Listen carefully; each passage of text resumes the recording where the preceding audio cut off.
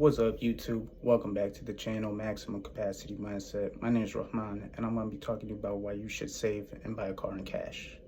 So the main reason that you should save and buy a car in cash is because I did it, right? You know, nah, I'm just joking. But I will tell you the story of why I saved and bought my car in cash.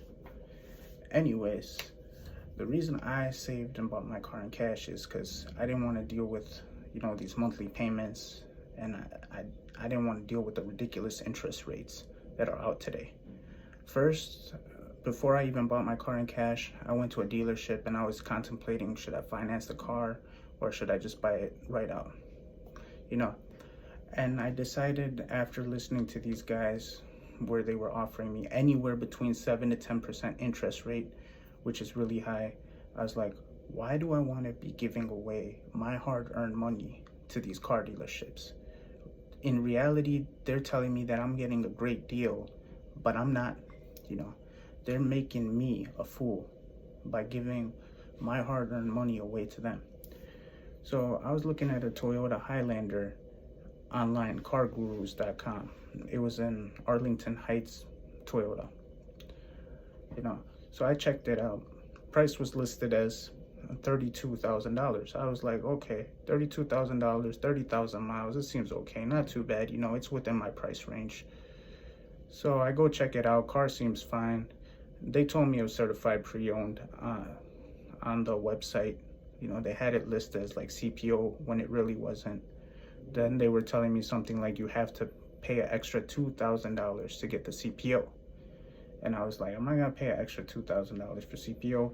That way you already know from 32,000, the price already jumped up to 34,000, which I was like, this is ridiculous. Now, when they were talking about the interest rate, already the guy was telling me based on your credit, you can get anywhere between a 7 to 10% interest rate. When they tell you you're gonna get a 7 to 10% interest rate, most likely you're gonna get probably the highest interest rate, depending on what your credit is. Usually, if you have pretty good credit, which most people don't, you'd probably be in that 7 to 8% range. But chances are it's gonna be like 9 to 10% interest. And when I did all the calculations and everything, I was like, for 5-year financing, 60 months, I'm gonna end up paying these guys like close to $6,000 in interest, which is ridiculous. Because they were tagging on all these other fees like paint protection and VIN etch, whatever they called it. That's another like $1,400 right there. So you got $2,000 in CPO, $1,400 in VIN etch, and another probably $5,000 to $6,000 in interest. Ridiculous, right? After 5 months, I'm basically about to hand these guys almost $8,000 plus dollars, $8,000 plus. That's ridiculous. If you look at, that's like a quarter of the price of that car. So 32,000 automatically turns into 40K. So I told the guy, you know what? I'm not ready to buy this car. I'll let you know if I change my mind. And then automatically he tells me, you know what?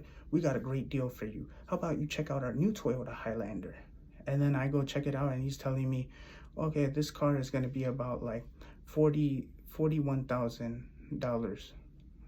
And I'm like, $41,000. I'm telling him, well, you just told me back there that car, used car, 32,000, it's going to be close to 40,000 with the interest and the paint protection and CPO you're adding. I told him I'm not interested. What makes you think if I can't pay for that car that I'm going to be able to afford this? And then on top of that, you're telling me that you're going to give me a 5% interest rate for this car? Of course you'll give me a 5% interest rate if I buy a brand new car. But I'm gonna end up paying probably close to $47,000 for this car. So from that day on, I was like, you know what? I don't need to be buying a brand new car. I can look for a used car with low mileage and save up for that car. And I'm not gonna buy the car until I save up for the full price of that car. So I checked my savings, and I went to see how much I have, saved up where I could spend on a car. Now you have to understand, like, if you have emergency savings fund, do not use it on the car. because you know you're gonna have rainy days. You know, chances are you might lose your job. But luckily I was able to save enough money where I was like, I'm good. If anything happens, I am good for 3 months, and I have extra where I can use on a car. So I realized that I had like $16,000 saved up. So I was like, you know what, I'm gonna save up for 6 more months, and then 6 more months I'm gonna buy my car, my dream car, in cash. So I worked hard, I picked up overtime shifts, and I was saving toward that car. And after that 6 months, I was able to get to around $30,000 for the car.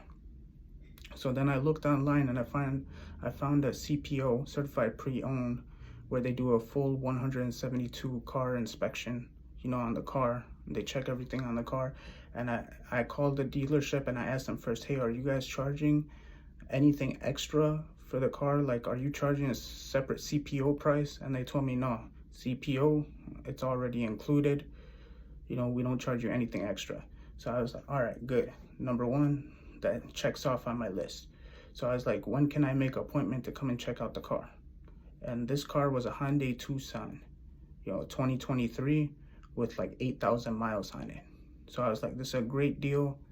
You know, it's within my price range. It says 27,000, I think, what was it, 27,500, you know, before tax, title, license, and all of that. So I go on a test drive, I check it out, I like the car, and then I tell them, hey, let's talk price now. Now, automatically, the car salesman, he's talking price. He's like telling me, okay, you know, what's your monthly budget? What do you want to be paying monthly on this car? And I tell him right away, I'm not looking to be paying monthly, right? I'm not looking to be paying, I don't want to be talking about monthly. I'm not really looking to be paying monthly right now. I just want to know what the flat out price is for the car. And then he tells me, okay, do you have a trade-in for the car or anything? And the thing is, guys, when they ask you for a trade-in for the car, never tell them that you have a trade-in, because the thing is, automatically they're gonna look at that trade-in, and then they're gonna depreciate the value of that trade-in, and you're not gonna be really getting the money that you really wanted, you know, for that trade-in. They're gonna be giving you less, and then they're gonna tack it on off of that car fee. So I have a good 2019 Toyota Camry, you know, and I wasn't gonna trade it in because I know how it works. You know, they take your monthly budget. The whole job of these car dealers is to basically rip you off and get the maximum profit possible. And again, you know, it's a business, so you understand. But, you know, you guys got to do what's best for you too. So I told them, look, you know, you guys have a no haggle price, and I just want to pay cash for the car. Since I can't negotiate anything, I was like, hey, let me just pay cash straight up. The thing is, usually if you have like leverage to negotiate, never tell these people that you're paying cash right away. But in my instance, they had a no haggle price for the 27,500, and I couldn't really like negotiate, bargain it down. So I was like, I'm gonna pay cash. I don't want to do monthly payments. Give me the out the door price of the car. So he goes back to his manager. He gets me the out the door price for that Hyundai Tucson. And he tells me, okay, it's gonna be 31,000, I think 200, something like that, 31,000 and some change. And I tell him, well, you know, it's 27,500. How's it going all the way up to 31,200? They were trying to tack on like a $800, you know, cleaning fee service or something for the car, since it was like cloth seats. And I told him I don't want that feature, you know, because it was optional. And then he tells me, you know, we're really losing money on this car. And I'm like, I don't care, you know, I don't want that $800 feature. And then he's telling me that, hey, well, we can give it to you for $400. I'm like, look, I don't want that optional feature. You guys said it's optional, so why are you tacking it on? Why are you trying to make me buy this feature? And then I was ready to walk away. So he was like, okay, you know what? I'll just remove it, and you can get the $800 off of that car. So it ended up being about 30,500. So basically 30,000 and some change. and I was ready to pay for it. And I felt good because I was like, wow. At first I was like, $30,000 is a lot of money. It's a lot of money for a lot of us hardworking people.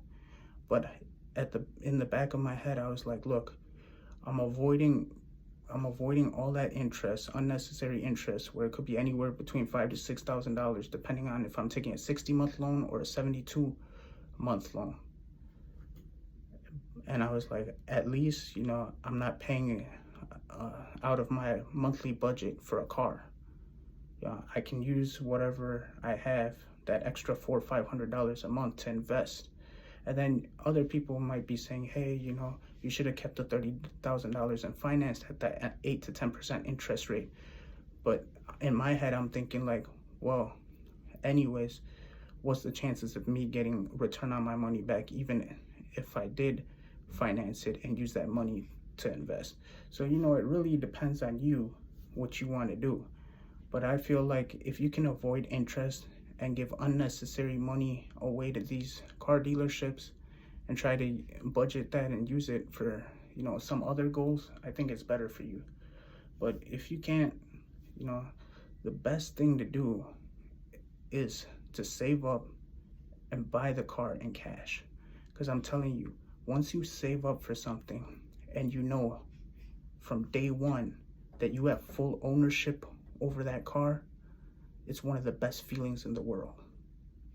So that's why I'm saying to save up and buy that car in cash, so you can get that good feeling and you can avoid paying all that interest. Now you might be asking me, hey, I don't have that much money, how can I save up? Well, it doesn't matter. Car prices are always depreciating all the time. So you just have to be patient, whether it's like you put $100 into the savings for a car or $200 a month for saving for the car. Slow and steady wins the race. It's not like, hey, let me take like half of my paycheck toward a car. Because in reality, if you take half of your paycheck toward a car, what about your other expenses? Like if you have rent, mortgage, food, groceries, you guys have to save as much as you can, but also knowing how much you can afford to save for the car. So that's really important. Just make a separate account. You can even open up a separate bank account just for the car, call it the car account or something, and monthly just put in 100, 200, 300, whatever you can afford to save up for the car. And then before you know it, maybe in like 2-3 years, you have enough money to buy that dream car, whether it's used or new, instead of financing a car and then paying unnecessary interest on it. So that's my thought, and I hope you guys liked what I have to say. And if you do, I would just please appreciate it if you would subscribe to my channel and give a like.